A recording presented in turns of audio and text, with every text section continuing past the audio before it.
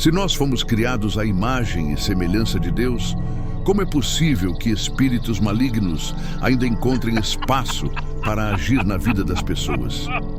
Essa é uma das perguntas mais inquietantes e muitos a fazem em silêncio. Afinal, se Deus nos criou para sermos sua habitação, por que ainda vemos tantas vidas presas, dominadas pelo pecado, amarradas por vícios e até mesmo oprimidas espiritualmente? A verdade é que a Bíblia não esconde esse mistério. Pelo contrário, ela nos mostra que a guerra espiritual é real e que existem portas que podem ser abertas ou fechadas na nossa vida. Hoje, vamos entender como essas brechas surgem, como os demônios encontram legalidade para agir e, principalmente, como podemos vencer essa batalha. Se você ficar comigo até o final deste estudo, vai descobrir que existe um caminho de libertação e vitória. Vai compreender que o inimigo só encontra espaço quando nós mesmos damos lugar a ele. E vai aprender também quais são as atitudes que fecham essas brechas e trazem de volta a presença transformadora de Deus.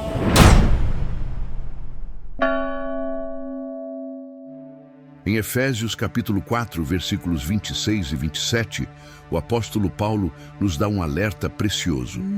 Irai-vos e não pequeis. Não se ponha o sol sobre a vossa ira, nem deis lugar ao diabo. A palavra lugar, usada aqui, é topos, no grego, que significa espaço físico, território. Isso significa que quando abrimos mão da vigilância, quando cedemos ao pecado, é como se abríssemos um espaço real, um território para o inimigo agir em nossa vida. Deus é amor e já habita em nós. Mas existe um princípio espiritual. Quando cultivamos o amor, damos mais espaço para a presença de Deus. Quando cultivamos ódio, ira e pecado, damos espaço ao inimigo. E quais são essas brechas? A palavra de Deus nos mostra claramente. Paulo alerta: não deixe o sol se pôr sobre a sua ira.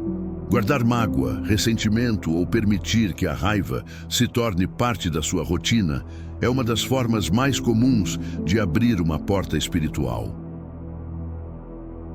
São como rachaduras em uma armadura.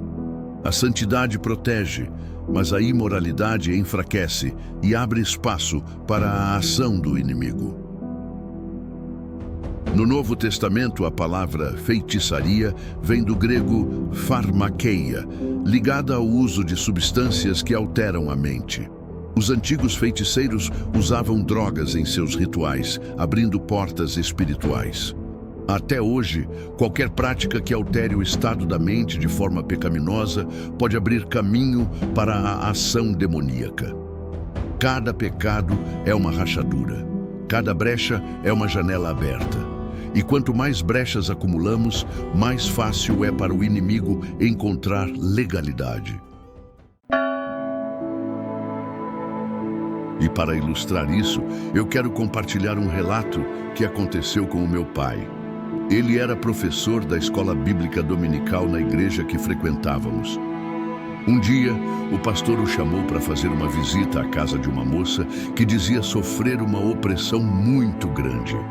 Como a esposa do pastor não pôde ir e como a visita já estava marcada, o pastor chamou também uma senhora, diaconisa da igreja, para fazer parte daquele grupo de oração.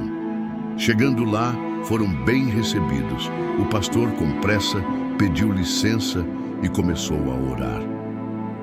Tudo parecia normal, até que, de repente, a moça que também estava orando engrossou a voz, revirou os olhos e disse: "Vão embora, ela é minha por direito." Todos ficaram assustados, e antes mesmo do pastor reagir, o espírito maligno tomou conta daquela moça. Ela agarrou o pastor pelo colarinho e, mesmo sendo magrinha, o ergueu como se não fosse nada, arremessando-o por cima do sofá.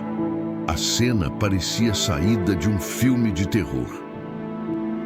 Nesse momento, meu pai se levantou em fé e começou a repreender o espírito maligno em nome de Jesus. A senhora diaconisa também se uniu em oração. O espírito se contorcia, gritava, praguejava, até que finalmente saiu dela.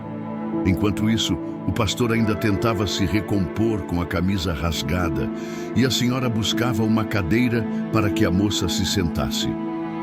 Foi então que meu pai, de canto de olho, percebeu um movimento. Ao olhar, havia na parede uma espécie de oratório com vários ídolos.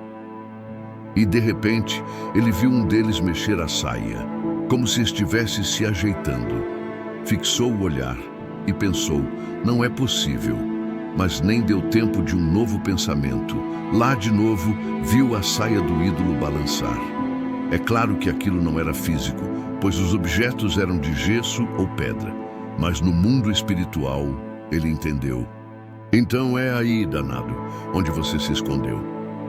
Depois desse episódio, infelizmente, a moça nunca mais voltou à igreja.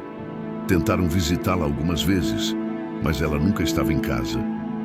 Talvez por vergonha, talvez por medo de represálias daquele espírito. Esse relato mostra, na prática, o quanto a guerra espiritual é real.